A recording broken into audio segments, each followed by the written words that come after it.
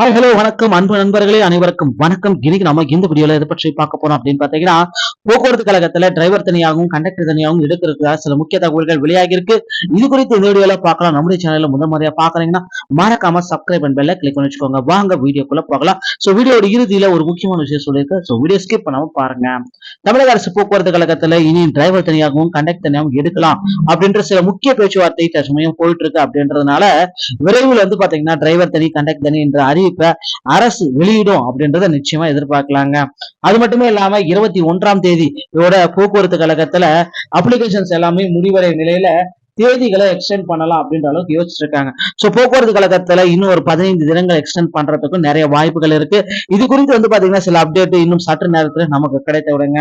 So போக்குவரத்து கழகத்துல புதிய காலி பணியிடங்களை விரைவில் நிரப்புறதுக்கான அரசாணை ரெடி ஆயிட்டு இருக்கு. சோ அடுத்த ஆண்டுக்கு உண்டான போக்குவரத்து கழகத்துடைய காலி பணியிடங்களுடைய அறிவிப்பையும் நம்ம இன்னும் சில தினங்கள்ல எதிர்பார்க்கலாங்க.